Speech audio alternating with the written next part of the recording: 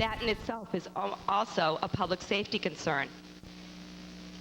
As I am standing here before you, my pledge is to demystify town government and finances.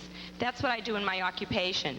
One lady I met today had a wonderful suggestion. She said, when I got this warrant in the mail, it was like getting a prospectus for a mutual fund. Well, I sell mutual funds, and that's my job, is to explain what the nitty-gritty detail is on the finances. What I'd like to propose, and I have discussed with many of you, is Vision 2020, our own plan for the town of Milton. Financial responsibility, accountability through open town government, and a continued pledge for the 3 priorities for which I ran to become a town meeting member back in '82. Public safety first, education second, and a healthy environment. And tonight, I will invite all of you that this is your ticket to take care of your concerns and to improve town government in Milton. This is your opportunity on April 30th. Thank you. Thank you, Diane. Kathy Haynes Dunphy.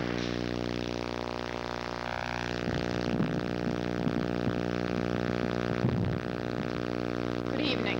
I am seeking a second term on the Board of Selectmen because I want to continue building a solid foundation for Milton's future. I believe the way to do this is through careful financial planning and practical solutions that meet the needs of Milton residents. I grew up in Milton and graduated from Milton High, as did my husband, Dr. Jim Dunphy. We chose to raise our 4 children in Milton and to help our parents during their retirement years. My 18 years of volunteer work in the community and in town government have been my way of giving back to the town that I love. My education was in math and physics. This has given me an ability to analyze problems and to find common sense solutions, the basis for good management. In 1988, I began 4 years on the Warrant Committee. I was chairman for 2 years, with responsibility for the town's budget and for making presentations to 5 town meetings. As selectman, I have worked to improve on Milton's long history of volunteer government, to establish a capital planning committee to prioritize equipment and technology needs and repairs to town buildings and parks. I have worked to make cuts in MWRA budgets, to obtain state funds for ratepayer relief, to fast-track improvements to our sewer system that are paying off in a drop in next year's MWRA assessment. And I have worked to reduce the cost of state-mandated landfill closure, to obtain additional state aid, and to increase our commercial tax base. Milton will remain a safe community with community policing and with new emphasis on fire safety education. The new high school science wing and adequate funding for our public schools will attract new families to Milton. These are concrete accomplishments which show my success in long-range planning and finding common sense solutions which will benefit all Milton residents now and in the future.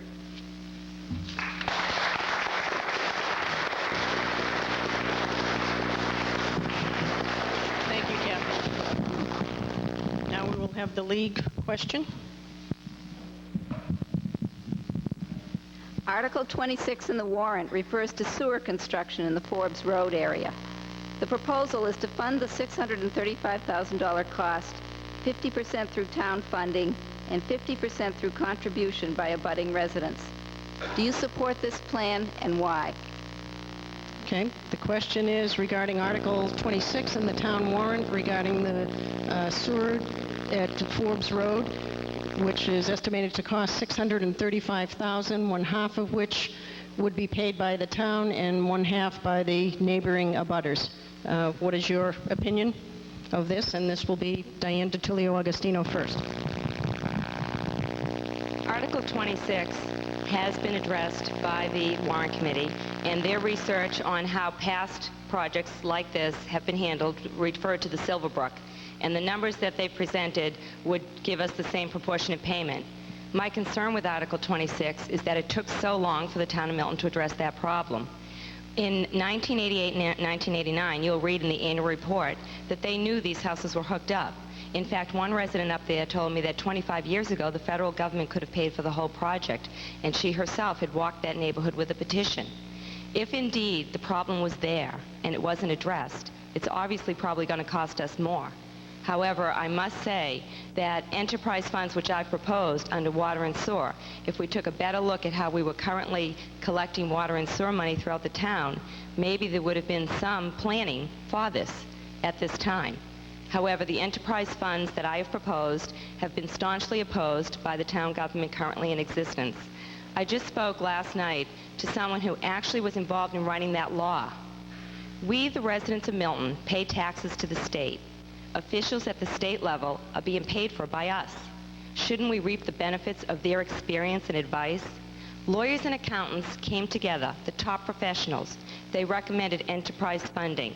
I do strongly believe if we had known back then a better grip on our budgets and on our numbers, maybe this major project wouldn't be so major. And once again, I would recommend that the residents look into enterprise funds, phone their town meeting members, and stop commingling the funds. Water and sewers are very important to us. There's nothing we can do without it. We need clean water and we need our sewers working. How about the poor residents down on Collimore Street? We've heard recently how our sewer projects are all up online. Well, just last Saturday when I knocked on their doors on Sunday morning, their sewer drain had not been properly maintained recently and they backed up into their basements. Thank you. Thank you. The Forbes Road issue is important because of the closeness of that area to the Neponset River. And so it has become a priority as we have learned more about the resources of the Neponset that we address that issue.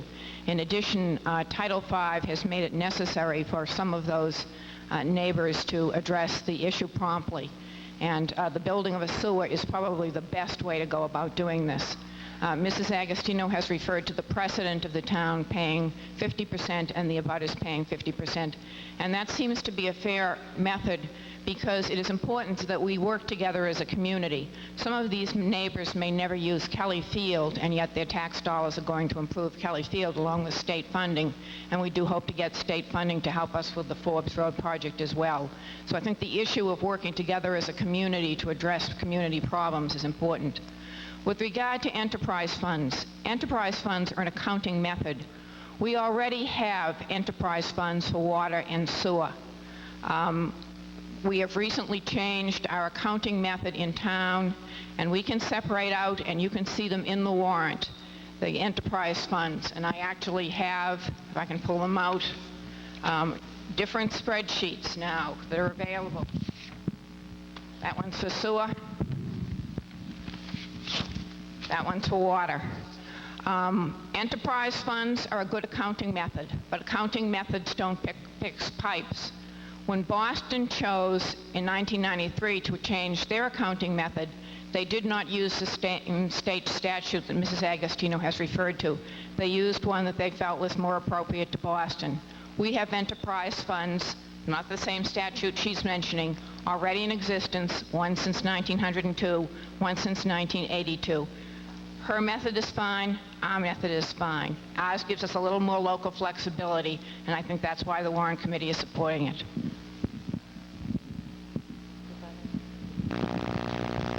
First of all, I'd like to add that the residents in that area were very concerned about the new project because of the type of pumping system. It's different from what you and I have at home. I was able to obtain for them the EPA document. It was many pages thick, but they were very interested in getting first-hand information on how that system would work for them. I'd also like to add that the enterprise funds, to do your bookkeeping and to put into one account all your money, doesn't separate the funds. It's okay on paper, and it took some 8 months for the accountant to come up with that paper. And I can't understand how the town of Milton is so far behind the times that we didn't have the answer. And that's, in fact, why Alan McDonald voted with enterprise funds at first, because his answers weren't there. Thank you. Mrs. Agostino has mentioned the fact that the water and sewer funds are commingled. This is not true. The treasurer separately invests the water funds and the sewer funds. Other funds may be mingled during the year, but this is similar to the way you run your checkbook, that your mortgage and your other payments may be in one checking account, but you do keep them straight.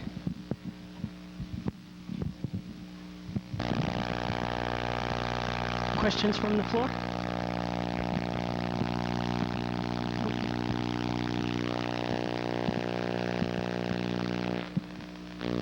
Good evening. Edward Ballard, Precinct 6, town meeting member for 10 years, lifelong resident, and I am a police officer in the town. I am not here as a police officer. I'm here as a citizen and a town meeting member. My question is addressed to Mrs. Dunphy. It's a question that I would have liked to have addressed last year, but Mr. McGettrick chose not to run. It is simply this. It seems to be the standard in this town for the police department to bypass people that make top grades in promotional exams. The fire department, which I can think is another paramilitary organization in the town, has not bypassed somebody in 20 years, and that was only once. I'd just like to know by what standards the selectmen make the appointments to these promotions. I believe when I went up, I know in this big, the ideas of this town with the dump question, the school questions, and a lot of other questions that happen in this town, this might be a small budget item. But it's taken 2 years of my life, and I'm trying to grasp where, when I was far and above in every qualification, better, I believe, than the two people selected, that the two people that made sergeant were picked. And I have not in 2 years been able to fathom, asking all types of questions to everybody in this town, including a selectman, been able to get an honest answer of where I failed. And if I failed with all the duties I have done in 20 years of law enforcement, I just want to make sure that nobody after me has to do with the pain I've lived with. They need answers. Where are the standards that you look for in a sergeant or a lieutenant in this department? Okay, the question is, what are the standards by which promotions are made in the police department, and the Board of the Selectmen have the authority to make those promotions? And this is directed to Mrs. Dunphy.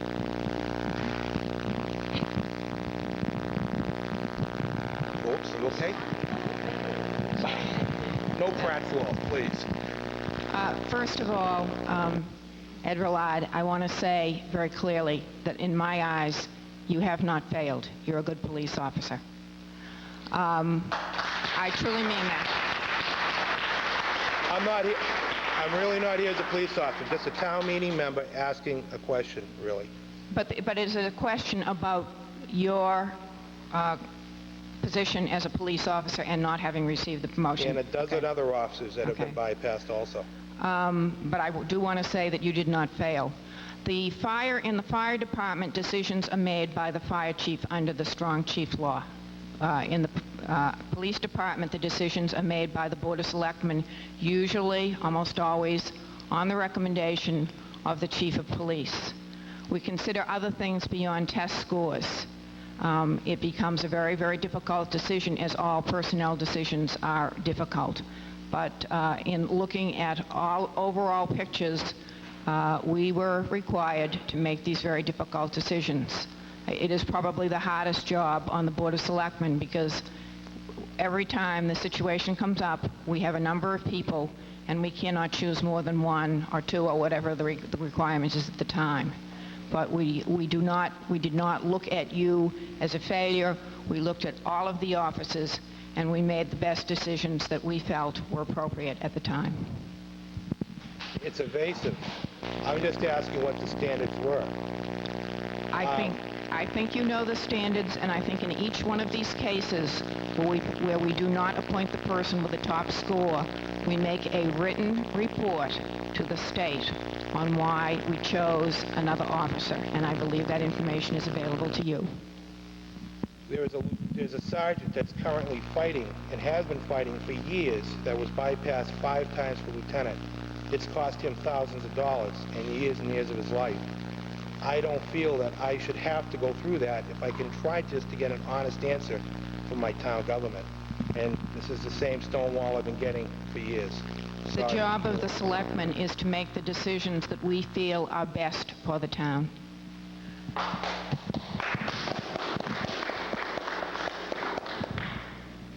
I can't address his individual concern because it didn't come before me, but I'd like to address the concern of all the employees in the town. I think the morale is pretty low, and I think part of the concern is mismanagement.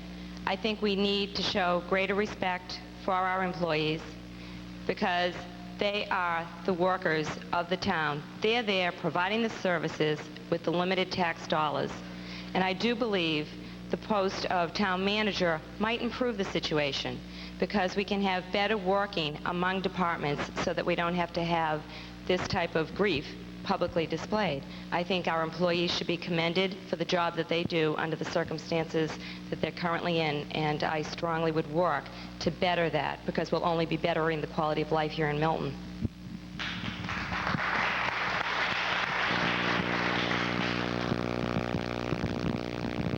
Other questions?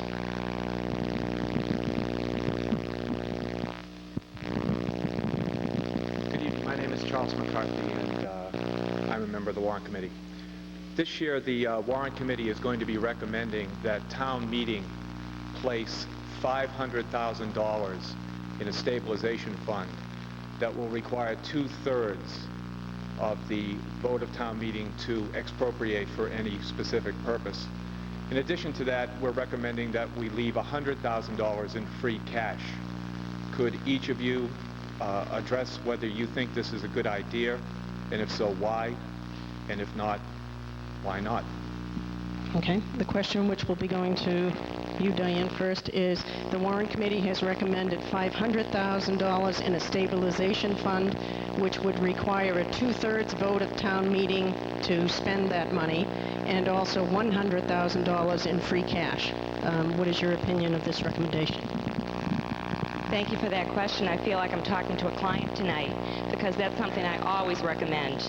The town of Milton, when I was on the Warrant Committee, was a majority 5 out of 7 years negative free cash. When I asked that question at town meeting, the table that displayed that information was no longer in it the following year. The stabilization fund is something that I pointed out in my November letter to the editor after the failure of the library override. We only had $185.73. A town the size of Milton must plan for emergencies. We have 26,000 residents. There are emergencies that do come up. A stabilization fund is meant for that. The other 10 similar towns in that last book it was in 1992 had anywhere from $1 to several million in their stabilization fund.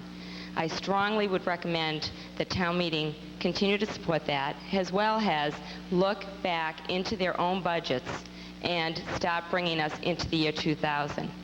We have an archaic computer system, and many residents, when I knock on their door and ask them questions, whether it be with their water bills or their tax bills or their services, point out to me, and I love it that it's usually the 85 or 91-year-old woman who's been here the longest who'll say, there's something wrong in the bookkeeping. There are ways that I have presented to this town that I have researched by going to visit other towns where Milton can improve and save dollars. We can't always play the blame game, blaming the state for everything. I know that each household can't just go to the bank and get a loan unless they can prove their stability. And that's the need for the stabilization fund, for the stability of the town of Milton in the year 2000. And with my 3 children, my husband, my retired parents, and my younger brother with his 2 children also growing up, we live throughout the town. I'm fully committed to working, as I have since 1982, for my top 3 priorities of public safety, education, and a healthy environment. And I thank you for that. Last fall, when we realized that there was $750,000 in free cash, which resulted from some good luck. We didn't have much snow last winter, and so revenues were returned. There was some additional state aid. The Board of Selectmen voted to request town meeting put 3/4 of that money into a stabilization fund. The Warrant Committee actually cut our request so that they are recommending a lesser amount, $500,000. The free cash, which is neither free nor cash, is really one-time money, and we shouldn't use it for expenditures that will come up in future years when that money may not be available. We should, in fact, set it aside in a stabilization fund. Why didn't we do it before? Well, in the years when we had overrides, in the years of 1991 and 1992, when I was chairman of the Warrant Committee and we were making major budget cuts, those were not years to put money in the stabilization fund. Those were the years to try to hang on to services that we provide to our residents. But now we do have an opportunity to put money into a stabilization fund, and it is appropriate to do so. It's appropriate to do so because we are going out for bonding soon. First of all, for the items that were passed in the capital bond issue last year, school computers, major repairs to the schools, other town buildings, and to the parks. And we want to get a low interest rate when we go out for bonding. We want to keep our AA rating. We're also looking ahead to the year when we have to close the landfill, and there again we will be going out for bonding for a period perhaps as long as 25 years. And so our ability to keep our AA bond rating and to get a good interest rate and the savings that it will bring to the town is very important.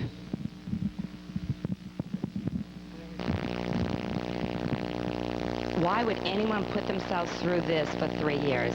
When I was on the Warrant Committee, the town treasurer gave us a letter that showed that the state told us because we had been negative free cash too often, we couldn't even spend they would not certify our free cash to be used at town meeting. I'm here tonight to tell you that the planning should have been done years ago. And the proposals that came before us to save money on the street lights, that was an idea brought here from California when I visited my brother, was strongly opposed. We save $100,000. There were many proposals that could have been started years ago, and I'd love to talk to you about them.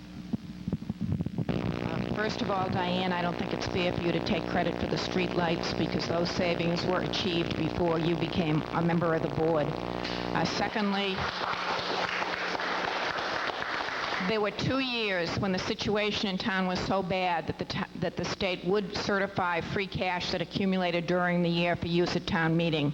After those 2 years, they discontinued that practice and went back to the old practice, and that's the letter that you're referring to.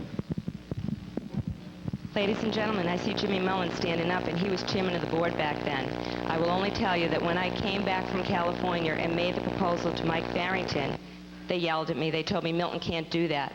The first mercury vapor light was on Ridgewood Road. Jimmy Mullen took a ride up there, and he said, you know something, this does make sense. And there were plenty of Warrant Committee members that sat there and know that that's exactly what happened. However, you've heard this is a campaign, so what will be said will be said.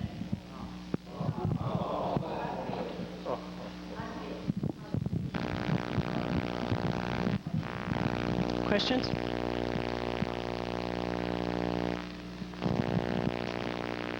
My name is Rich Livingston. I'm a town meeting member from Precinct 8, and it's self-serving. My question now is because I have filed over the last 8 years some pretty good government articles, and I have 3 on the warrant this time, but the 2 that I'm most interested in, I would like to know your opinion of and which way you would vote. One is that any elected or appointed official would have to wait 1 year in order to be able to be appointed to any job in town, as opposed to the 30-day waiting period we have today. And the second one, which is similar, is a 1-year waiting period before you can do financial business before any board in town after leaving an elected or an appointed position. If there is an individual who is well qualified for the job, under the article as it states, the town meeting could vote them right into that office and bypass the law as it stands. Do you support the current 30-day waiting period for doing financial business before a board or a committee after leaving elected appointed position? And do you support a 1-year waiting period as opposed to a 30-day waiting period for being appointed or hired by the town? Thank you. Question is regarding the 2 articles that Mr. Livingston has submitted to this upcoming town meeting. Do you support the article which would be waiting 1 year before you can work for the town after holding elected office as opposed to the current 30-day, and the other is to wait 1 year before conducting financial business with the town? And this would be Mrs. Dunphy first. These articles have come before town meeting before. I believe the state law for 30 days for appointments to committees, and I think we're talking about a situation where a person might have served on the school committee, chosen to leave the school committee, could then be appointed to some kind of committee to look into issues such as space needs, computer needs. I think that that's not an unreasonable waiting period, and so I would support the 30 days as the state does. In terms of doing financial business, certainly it is my understanding that a former member of a board cannot go before a board and present any financial business for a client or for himself over which he has acted on a particular matter during service of the board. And that's also for a time period. And as a matter of fact, for the Board of Selectmen, a former selectman can never go in public before a board on any matter, any particular matter on which that selectman has acted during his or her term. So I would say that the safeguards that are built into the state law are, in my opinion, sufficient. I know Mr. Livingston is a very active town meeting member, and I would support those two articles. I would also like to mention that many of the current procedures that we have in town, the recycling, or the fact that there's only 2 of us sitting up here tonight instead of 3 incumbents and 1 challenger, were presented by the residents of the town as citizens' articles. I have a great respect for the citizens' articles because I've seen that maybe if they had been passed in the time when they were first mentioned, it would have improved the town sooner. And I believe that our current government needs to work more closely to work through filling out the questionnaire as far as the process and the writing of it. None of us are lawyers, but we certainly can come forward with the ideas. One such proposal is a work-off program for the elderly, and the current proposal was illegally written. However, if there was a committee, which through, I believe, Vision 2020, through a town manager, we could have a task force that would assist citizens instead of stalwarting them, then we could work together and advance some of these ideas far sooner in Milton.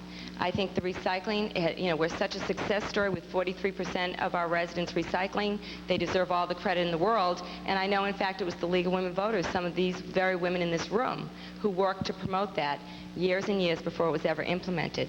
Citizens' articles are only democracy in action, the same way voting is. And I certainly urge everyone to read their citizens' articles and then follow it up in a few years from now. I know also that our current town clerk, Jimmy Mullen, had submitted many on his own, and in reading them, they eventually became implemented. I would agree with Mrs. Agostino that citizens' articles are a good idea. And if they are supported by the residents of the town, if they are beneficial to the town, then they should be passed. But I do not agree that we should be putting impediments in the way of using former town officials in not paid positions, but appointed positions, and to use the talents of these former town officials when it is appropriate.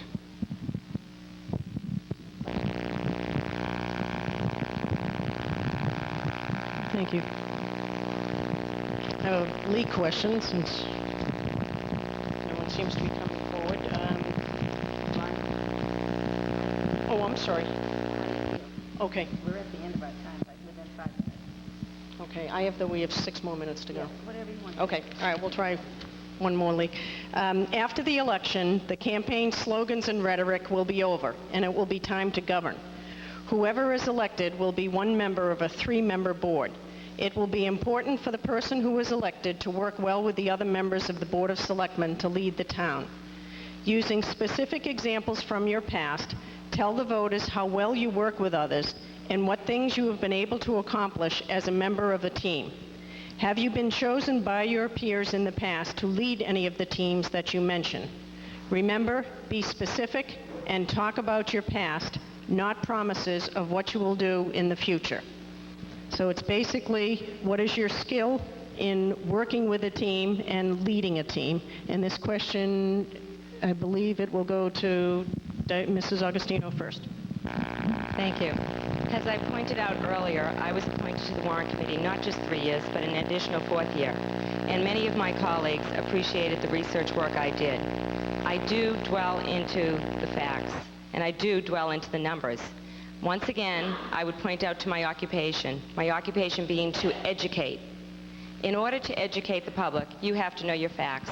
We also have, as I stated before, the Department of Revenue, the EPA, and the Department of Environmental Protection there to help us and assist us with their guidelines. We're paying for those services. I do strongly believe that seated at the Board of Selectmen as one of 3 individuals, I can be the resource person to bring more information to the table. When you look at the past, I recall at town meeting that I had presented or put together for the first time the capital development, the capital needs list.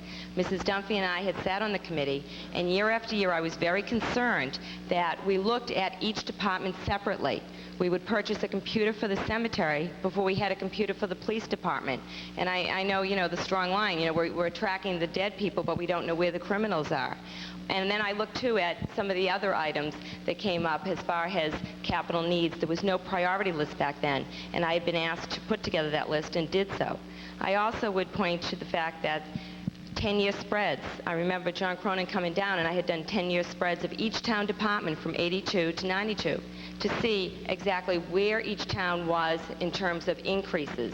And that was a real eye-opener. I remember John took copies of that information, and so I know very well that the way I present financial numbers to my clients so that they can understand it is the way that I would be working on the Board of Selectmen to once again, as I say, demystify town government, because I don't feel that just the Board of Selectmen or the Warrant Committee should know all the answers. I believe the taxpayers have a right to understand where the tax dollars are going. So if they have these concerns, they'll have an answer in front of them.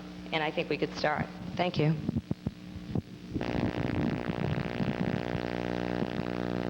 Over a number of years, I have tried to do volunteer work in the town of Milton. Among positions that I was asked to take was treasurer of the Housing Authority and treasurer and then president of the Friends of Milton Hospital. I also was on the Warrant Committee for 4 years. The last 2 years, I was chairman of the Warrant Committee, and I was responsible for supervising the warrant and the budget and getting 15 very strong individuals to work together. As a member of the Board of Selectmen, I have served as 1 year as chairman, and so I do have experience, and I was voted into that position by my 2 colleagues. So I do have experience in leading others. I've learned on the Warrant Committee and in the Board especially on the Board of Selectmen, that you have to work with people with different opinions, and you can't win on every vote. Sometimes you just have to go off and come back the next week and say, well, okay, that's over with. And other times, you can, over a period of time, persuade the other members to adopt your position. And I want to give 2 examples. First of all, the Capital Planning Committee. Mrs. Agostino has referred to capital planning. I felt that capital planning had been done primarily by the Board of Selectmen and the Executive Secretary. I wanted to see it opened up into a more open process, and I proposed a Capital Needs Committee that would include a member of the school committee, because that's a very important position, but representatives of other departments, and eventually we opened it up to a Warrant Committee member so we'd have good communication with that group. And I think that effort is still expanding. Another example, concrete example, where I have been involved in teamwork is there was a year when my 2 colleagues voted to reduce the water rate, and I felt very, very strongly that we should be maintaining it in order to make capital improvements to the water system. And over a period of time, I was able to persuade my colleagues that this was something that we should do and that we were all willing to do as a team. So I think teamwork is something I can accomplish.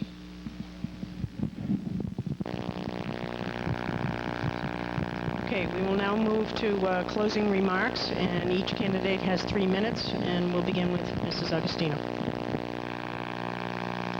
But the way we do the closing remarks is who's ever been the last to speak, so they have a chance, so they don't have to launch right in.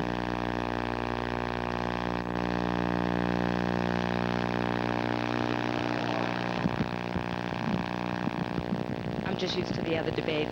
Generally, the person who opens also closes, and I had asked that question 3 times in the league and didn't get an answer, but I'm very happy to respond. Could you start the time? As you've seen on Division 2020, my proposal for the town of Milton is to open town government. When I was on the warrant committee, I received the open meeting law, and I can tell you that this law has been with me at any board meeting I've had to go to. I believe that through more open town government, we can bring new faces, new ideas, energy, persistence, whatever it takes to move Milton forward together. I know that looking at the committees, we'll often see the same faces move from one committee to the next, and yet there are so many invaluable residents out there who could help us with our problems. There are many EPA and DEP officials living within Milton because they like to drive right into Boston to get to work. There are also financial wizards in this town, whether they be CPAs or elderly who are concerned about their tax bills. Some of the most logical solutions are common sense solutions. These are terms that I brought up and I've been knocking on your doors for 3 months about. These are concerns that came up years ago when I joined as a town meeting member to help my family improve the quality of life here in Milton. We just did read in the Sunday Globe about houses and schools. We've been reading quite a bit about our property values. These are the same concerns, and residents are getting more and more concerned about that, and they have every right to. What I am bringing to you, the residents of Milton, is the opportunity to have one of 3 voices be a new voice. I believe that through a town manager, we can hold seminars here to help with contract negotiations, as well as seminars to fully educate each board and committee to better understand the budget process. I once attended a library meeting, and after the meeting was over, I asked 3 of the library trustees, why did you vote the budget with only the top sheet? Each budget consists of many, many sheets. In your warrant, you only get the top sheet. But I strongly felt that if we had 9 individuals on the Library Board of Trustees, they needed to understand what those numbers were comprised of.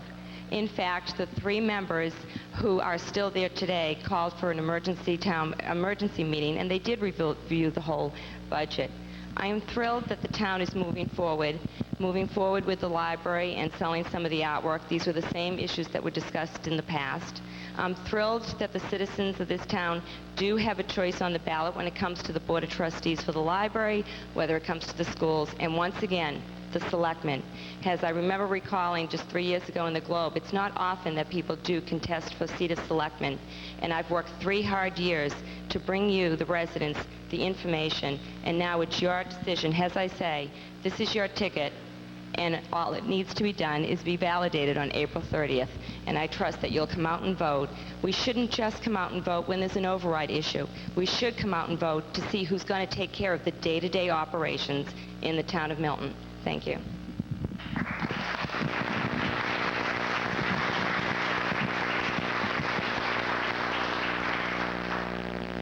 I ask for your support and your vote on April 30th so that I can continue my work as a selectman. The role of a selectman is to be a leader, and leadership requires listening to people, planning for the future, especially long-range financial planning, working effectively with other town boards and committees, community groups, and residents, and providing an open and accessible town government that will continue to encourage volunteer participation in all areas. From the Little League coaches last Saturday to the Council of Aging volunteers who were honored at a luncheon here today, volunteers are the greatest resource that this town has. With the completion of the deck, there is an opportunity for a great revival of East Milton Square, along with building 2 Granite Avenue and the long-awaited Fuller Trust housing for the elderly to expand our tax base. As a town, we can all be proud of our new high school wing, which will prepare our students for their futures. Our public schools have adequate funding to maintain class sizes as enrollments have increased. Our schools will continue to attract new families to Milton and keep up our property values. Our common investment in our publicly owned infrastructure is being protected as we work to improve our town buildings, schools, parks, roads, sewer system, and water system. We will continue to work to keep the landfill operating as long as possible and to reduce the cost of state-mandated landfill closure with big dig clay and fill and revenues from out-of-town solid waste. Mrs. Agostino has spoken of her vision and her desire to make changes.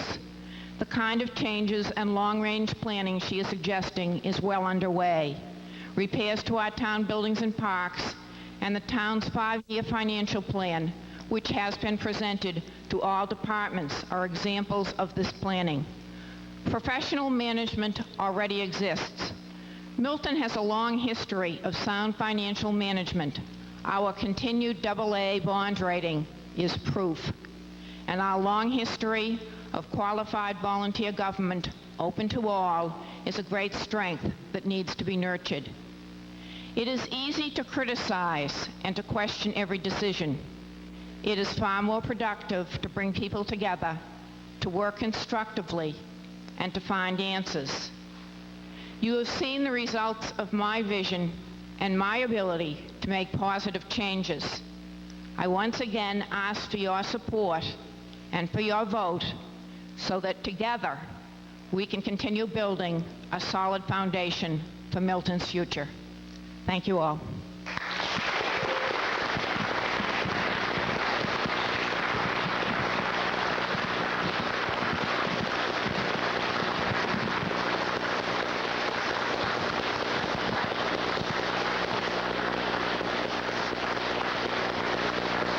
Thank you. We would like to thank the Selectmen candidates and all the candidates tonight. It takes a tremendous amount of time, a lot of talent, a lot of character, and even some money to run in these elections. And I think we should be grateful that we do have such good talent and people willing to serve in this town. I also want to thank the voters who are interested enough to become informed about the issues and make a really knowledgeable choice on Election Day next Tuesday, a week from tomorrow. And of course, remind everyone to vote. And we also wanted to remind people that the warrant is out and you can review your warrant, as well as there is a town club dinner at Cunningham Park on Wednesday night in which the chair of the warrant committee, Mary Fitzgerald, will be explaining the different articles. And of course, town meeting then is the Monday following the town elections, which is May 6th. And I'm getting some signal back there. Is that to introduce someone? Okay, John Davis. And you are running for Park Commissioner. Okay, thank you. Are there any uncontested this time, right? Are there any other candidates that have not been announced? Yes, ma'am. John Curran, Town Meeting Member, Precinct 6. Okay, John Curran, Town Meeting, Precinct 6. Okay, thank you very much. This will be rebroadcast tomorrow at noon on Channel 3 and the night before elections, Monday, April 29th at 7:30 on Channel 3. Thank you, Cunningham Park, Cable, and all the media, Patriot Ledger, Record Transcript, and Milton Times, and of course the League. Bye-bye.